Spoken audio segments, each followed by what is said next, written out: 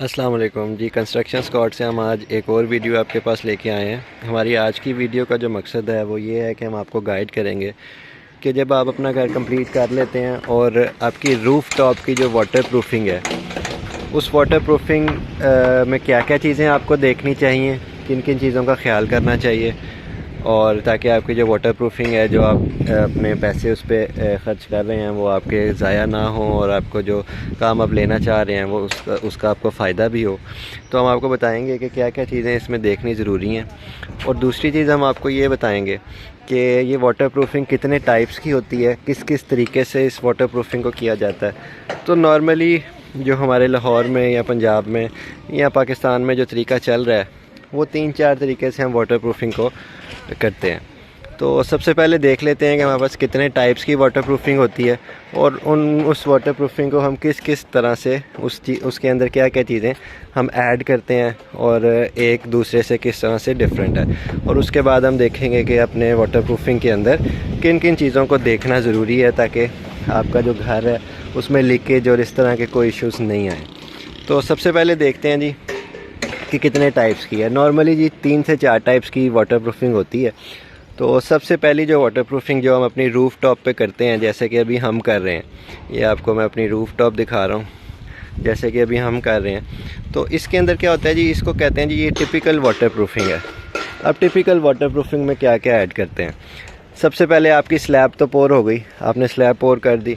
Slab पोर करने के बाद टिपिकल वाटर प्रूफिंग में हम उसके ऊपर उसकी सफाई वगैरह करके, उसकी क्लीनिंग अच्छी तरह से करके, हम लोग क्या करते हैं जी, उसके ऊपर एक बिटुमेन की लेयर लगा देते हैं, जिसको आप नॉर्मल ज़ुबान में या लोकल ज़ुबान में जिसको आप लुक कहते हैं या उसे ठंडी लुक कहा जाता है। आप उसको गर्म करके भी लगा सकते हैं, वो आपकी मर्ज़ी है, वो थोड़ा सा टाइम टेकिंग काम होता है। तो हम उसके ऊपर बिटुमेन की एक लेयर करते हैं, पूरी स्लैब को ब्लैक कर देते हैं। उसके बाद हम उसके ऊपर एक मड की लेयर लगाते हैं, तकरीबन 3 से 4 इंच की वो लेयर होती है। उस मड की लेयर को पूरी स्लैब के ऊपर, जैसे हमने यहाँ पे अप्लाई किया हुआ है, आपको नज़र आ रहा होगा, ये जितना पोर्शन आपको नज़र आ रहा है ये सारा मड की लेयर का है। मैं आपको थोड़ा सा आगे जाके भी दिखा देता हूँ। हमने यहाँ पे एक मड की लेयर 3 से 4 इंच की अप्लाई की है, ये जैसे आपको नज़र आ रही होगी, ये लेयर हमने अप्लाई की हुई है, ठीक है। इसी तरह से इसको लेवल किया जाता है पूरा। इसको जब हम लेवल कर लेते हैं, फिर उसके ऊपर जी इस तरह से ये टाइल लगाई जाती है, जैसे हमने अभी ये टाइल अप्लाई करना शुरू की हुई है। तो ये सारी की सारी टाइल इसी तरह से पूरी स्लैब के ऊपर लग जाएगी और फिर इसको ऊपर से हम ग्राउट कर देंगे। ये तो हो गया जी पहला तरीका। अब इसके बाद ही देखते हैं हम दूसरा हमारे पास क्या वे है कि हम किस तरह से अपनी रूफ़ टॉप को और सिक्योर कर सकते हैं या किसी और वे के ऊपर भी जा सकते हैं। तो उन सारे तरीक़ों के अंदर, उन सारी टेक्निक्स के अंदर कोई ज़्यादा डिफरेंस नहीं है। कोई हम 1-2 चीज़ों को चेंज करते हैं और हमारी स्लैब मोर सिक्योर हो जाती है, हमारी वाटर प्रूफिंग थोड़ी सी बेहतर हो जाती है। तो दूसरे तरीके के अंदर, दूसरी टेक्निक में हम क्या करते हैं कि हम अपनी बिटुमेन उसी तरह से ले करते हैं, जिस तरह से मैंने आपको बताया कि हम अपनी पूरी स्लैब को ब्लैक कर देते हैं। बिटुमेन को ले करने के बाद उसके बाद जी हमारे पास 2 तरीके हैं। हम क्या करते हैं, एक तो हम उसके ऊपर एक थर्मापोर रख देते हैं। आपने सुना होगा जी, थर्मापोर वाइट कलर की जो शीट आती है वो हम उसके ऊपर प्लेस करते हैं।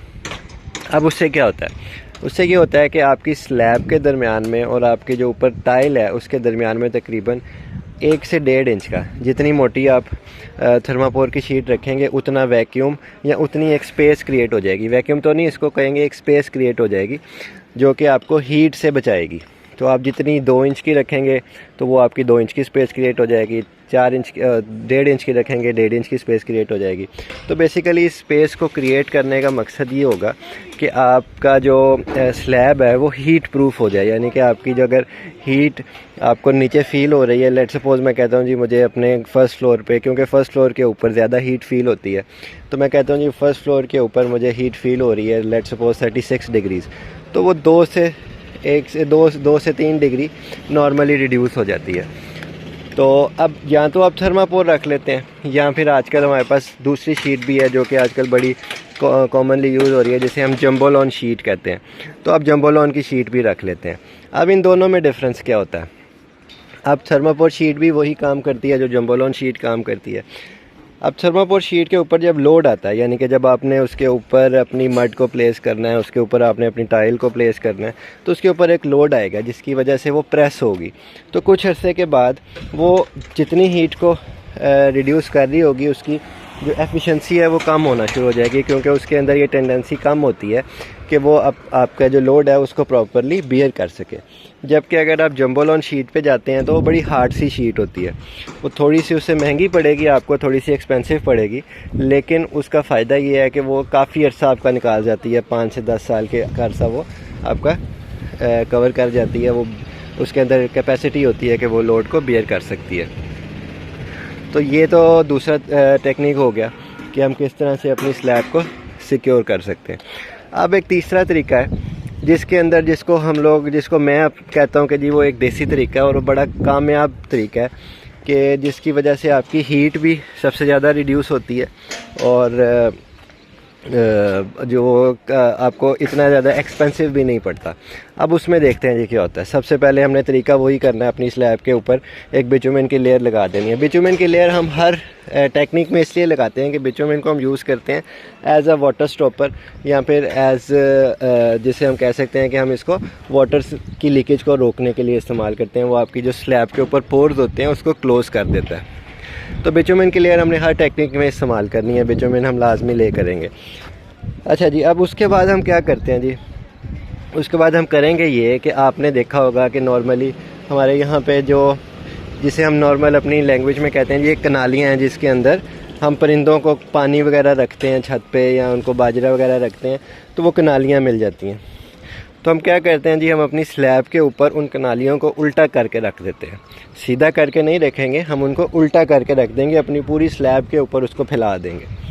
अब क्या होगा, अब उसके अंदर ये होगा कि उस कनाली का जो डेप्थ है वो हम क्योंकि उसको उल्टा करके रख रहे हैं, तो आपकी स्लैब और उसकी जो कनाली का जो टॉप है उसके दरमियान में तकरीबन 2 से 3 इंच का डिफरेंस क्रिएट हो जाएगा, एक वैक्यूम बन जाएगा।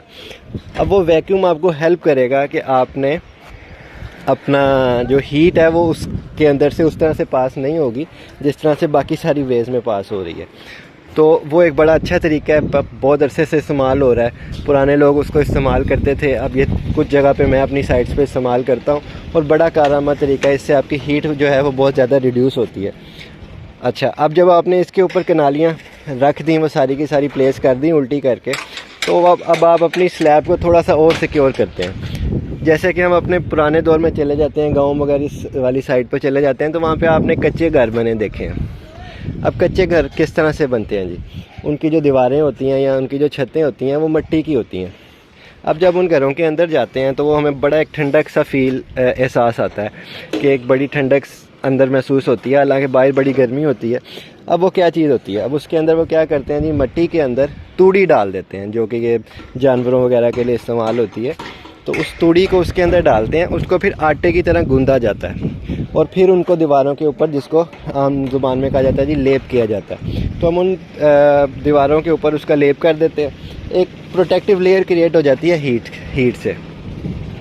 तो अब हम क्या करेंगे, हम सेम वही चीज़ करते हैं, हम अपनी मिट्टी को उस तरह से नॉर्मली ले नहीं करते जैसे हम रेगुलरली कर देते हैं कि जी हमने अपनी मिट्टी को ले किया और ऊपर टाइल लगा दी। नहीं, हम क्या करेंगे, अपनी मिट्टी को एक जगह इकट्ठा करेंगे, उसके अंदर तूड़ी डालेंगे, उसका एक मसाला उसका एक बनाएंगे, जैसे उसे गूंदा जाता है। हम मिट्टी को गूंदेंगे अच्छी तरह से, उसको मिक्स करेंगे, अच्छी तरह से गूंदेंगे और फिर उसका एक लेप करेंगे उन कनालियों के ऊपर। वो उसी तरह से आपकी 3 से 4 इंच की एक लेयर बन जाएगी उन कनालियों के ऊपर। आप 3 इंच की बना लें, आप 2 इंच की बना लें, कोई इशू नहीं है। तो उनका एक लेप कर दिया जाएगा पूरी कनालियों के ऊपर, आपकी पूरी छत पे एक मिट्टी का लेप हो जाएगा तूड़ी डाल के, और फिर उसके ऊपर आप अपनी टाइल को लगा देंगे। तो ये एक बड़ा कामयाब तरीका है, बड़ी अरसे से इस्तेमाल हो रहा है, पुराने लोग उसको इस्तेमाल करते थे और बड़ा कामयाब तरीका है। तो ये सबसे एफिशिएंट वे है, आपकी हीट भी रोकेगा, आपकी वाटर प्रूफिंग भी कर देगा।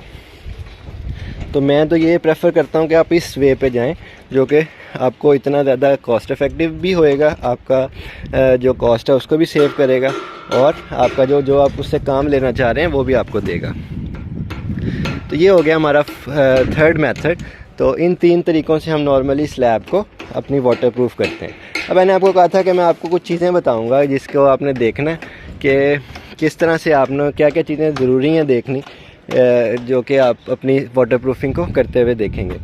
तो अब हम देखते हैं जी, सबसे पहले हमने क्या करना है। अब हमारी छत पोर हो गई, हमने स्लैब डाल ली, अब हमारी बारी आ गई जी, हमने अपने स्लैब वाटरप्रूफिंग करनी है। अब आपने अपनी वाटरप्रूफिंग करने से पहले, ये बिटुमेन लगाने से पहले, आपने अपनी सारी चारों साइडों पे, ये जो आपको कोने नज़र आ रहे हैं, जितनी भी जहाँ जहाँ पे आपको ये पैरापेट वॉल नज़र आ रही है और स्लैब का एक बॉन्ड बन रहा है, आप इन सारी जगहों पे एक 3 इंच का गोला बना देंगे, ठीक है। क्योंकि जब भी आपका वाटर सीप करेगा वो आपके बॉन्ड से करेगा, यानी कि आपके कॉर्नर से करेगा। तो आपने उसके ऊपर एक प्रोटेक्टिव लेयर बना देनी है 3 इंच का। ये मैंने सारी जगह पे एक बॉर्डर बनाया हुआ है, जिसकी वजह से आपकी जो वाटर है वो आपके कोनों से, आपके कॉर्नर से अंदर नहीं जाएगा। ये सबसे ज़रूरी चीज़ है जो करनी ज़रूरी होती है, जिसको हम मिस कर देते हैं। तो ये बड़ी इंपॉर्टेंट चीज़ है, इसको लाजमी करें। उसके बाद हम क्या करते हैं जी, हम अपनी बिटुमेन की लेयर को अप्लाई करते हैं और अपने सारे पोर्स को बंद कर देते हैं अच्छी तरह से। अब उसके बाद हमने छत के ऊपर अपनी ढलवान बनानी होती है। अब इस तरह ना करें कि अगर आपका 1 कनाल का घर है तो आप एक ही ड्रेन के ऊपर, एक ही परनाले के ऊपर अपना सारा वाटर फेंक दें, वो भी एक गलत चीज़ होती है। अब अपनी स्लैब को 2 पोर्शंस में डिवाइड करें या 3 पोर्शंस में डिवाइड करें और उसकी ढलवान उस तरह से बनाएं।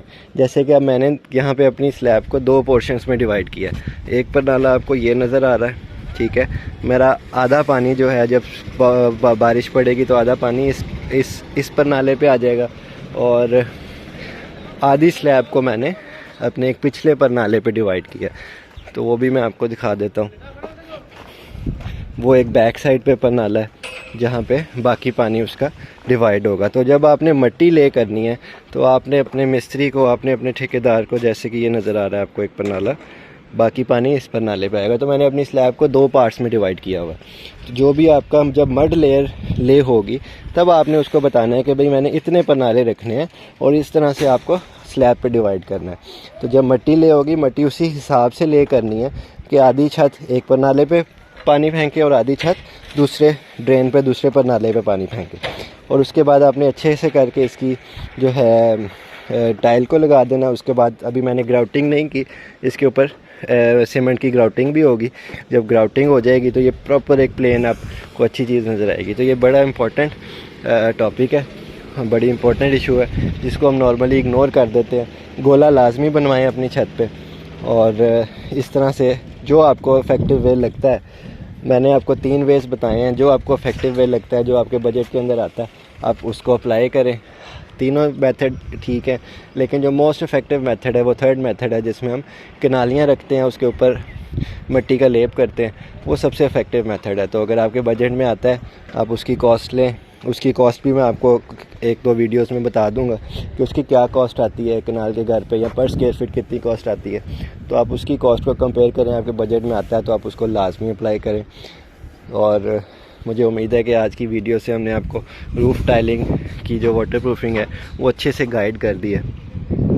तो अगली वीडियोस के लिए हमारे चैनल लाजमी सब्सक्राइब करें, ताकि हम इसी तरह से आपको गाइड करते रहें कि घर की कंस्ट्रक्शन में या बिल्डिंग की कंस्ट्रक्शन में क्या क्या चीज़ें ज़रूरी हैं। थैंक यू, अल्लाह हाफ़िज़।